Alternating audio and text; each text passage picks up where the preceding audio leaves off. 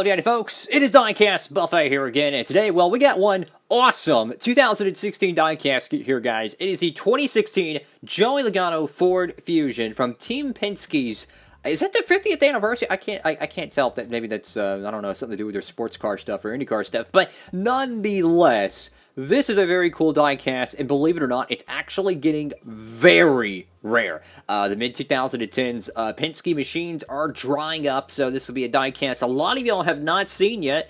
So without further ado, let's go ahead and check it out. Alrighty, folks, check out this diecast here. I mean, this thing's pretty much brand new. I mean, this thing looks remarkable condition here, guys. So this is the 2016 Ford Fusion, and I don't know why, but the 2016 model Fords look so clean, right? Because in 2017 and 2018, they kind of look really dull to me, but this one looks so clean with the tall spoiler here, and then you have just the very rounded bullet front nose. Really like this diecast mold here, guys. So let's check out the hood here, guys. So this is from the year Jimmy Johnson won the championship. So you got Pennzoil right there on the hood, not the roof, you idiot. Logano there, got both of your blue ovals, got the shell decal there. Ford Fusion, love that front end right there. It just looks really sharp, you know. I know the Penske Scouts, they use it just about every year, right? But just something different about this diecast that I really like. And I think one thing about it that I'm really starting to notice is the wheels. I mean, look how sharply they're painted. You've seen it on some of your diecasts, how they're inconsistent. You know, the front wheel will be painted really nicely, the back wheel will be extremely small. And it looks really unproportioned. But with these mid-2010 diecasts, they nailed the wheel paint. I mean, look at this. Perfect wheel paint, perfect size, perfect lining, everything perfect. So the wheel paint on this thing is second to none. Great job with that one. So you got the Joey Logano decal right there. You got AutoZone, SKF, shell Pennzoil. We got a, oh boy, yeah, we got a bullet hole with the gas cap is. That's great. Autometer checks, Snap-on, discount tire, AAA, got the number 22 right there. I'm not sure if that's the first year discount tire was on the 2016 or Joey Logano car. I think it was 2016 because I don't remember seeing that on the previous ones. Could be mistaken with that though. Got the race car decal right there. Sprint Cup Series bootleg pole award there. Moog Mail Lincoln Welders Edelbrock. Duralast brakes. Shout out to the NASCAR Duralast Cup Series. Mechanics work K&N and Goodyear. We did the back bumper of this car here, guys. So, interesting back bumper here. I don't know about you, but the taillights on these things are really weird to me. They were like bug eyes. I mean, they're rounded. If you can see right here, I mean, they're just really bug-eyed. That's what they look like to me. There's a very weird Penske 50th decal right there, which personally I don't like the placement of it. I think it'll look better over here, but that's just me. Got the 22 crew right there. Joey Logano and Brian Keselowski. They were a long-paired team. You know, the 2 crew, the 22 crew. A little funny thing they did on the back bumper of their cars. Got the 4 decal there with the red striping there. Pennzoil shell 22 once again. To the right side of this diecast here, guys. And what do y'all think about this car? Make sure to comment down below. And, of course, for the next time you want to get some NASCAR diecast, you want to get free shipping, check out my promo code down below, guys. It'll save you a bunch. Make sure to check it out. The door number on this side looks a little bit different to me. I don't know about you. So look at the door number here, guys. And then I'm going to flip it. I don't know. Maybe it's just me, but this side looks a little bit bigger. I could be mistaken, though.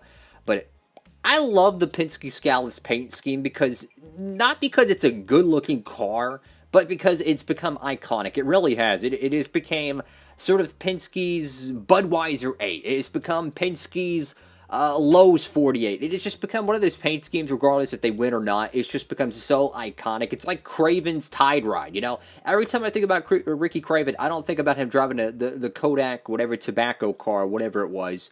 I think of driving the Tide Ford, Chevrolet, Pontiac, whatever the heck they wanted to run back in those years. And I think the Joey Logano will always be remembered with this paint scheme. Even if he goes to a different team down the road, different manufacturer, he will always be known as the Penske Scouts 22.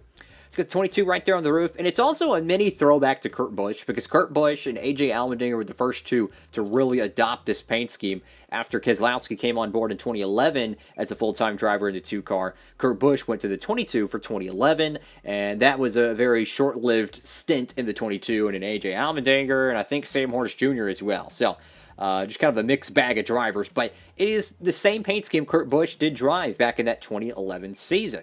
I got the shell decal once again. You got the Pennzoil decal once again. But you know, when I look at this car, and I look at maybe a 2019 or a 2020, I don't know why, but this paint scheme just looks so much better.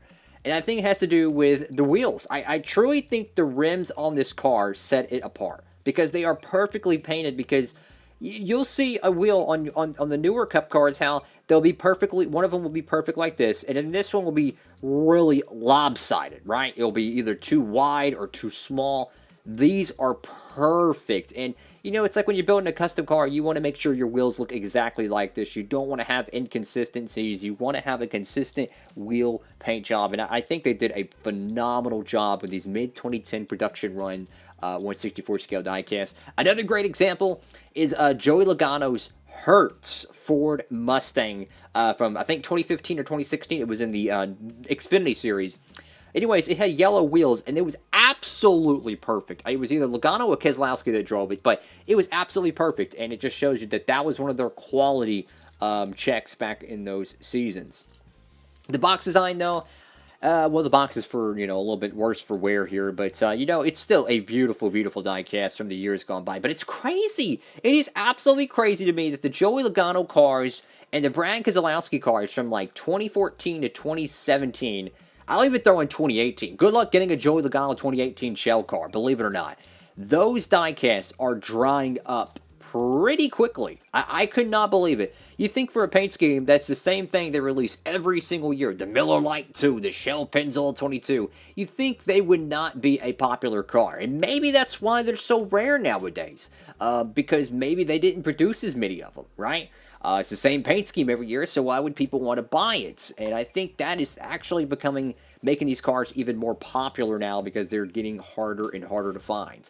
Especially like a Joey Logano Daytona 500 car from 2015. That diecast is very, very difficult to get, but nonetheless so.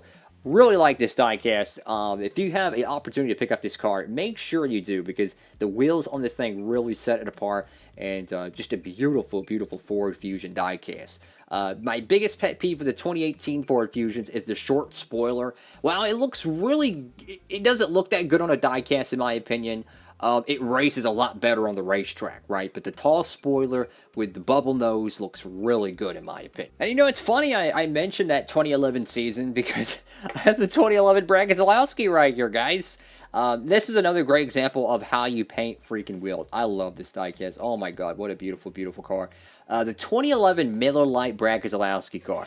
And that season, that's of course the year that Kurt Busch went to the 22. But crazy to think that these two drivers were pretty much Team Penske for a decade. It really was. Even back when it was known as Penske Racing. Which I'm not even sure if they still call the Team Penske Racing or Team Penske nowadays. But nonetheless so.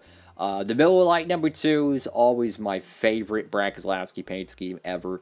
I don't know. It's a tie between the 2012 Brad Keselowski car and the 2019 Worth car, because I think the 2012 is better, right? Because it's just a beautiful car. But I do think that the 2019 Worth paint scheme might be the best Gen 6 version of it. But nonetheless, so. Really happy with this diecast, guys. Thank you all so much for watching. Make sure to give the video a huge thumbs up, like, comment, and subscribe, and hit that notification bell so you don't miss out on any of the new NASCAR Diecasts reviews. Plenty of brand new 2021 merchandise, and hopefully we'll have some 2022 stuff down the pipeline. So make sure to stay tuned for that. Hope you're having a swell day out there, guys. Diecast Buffet, signing off.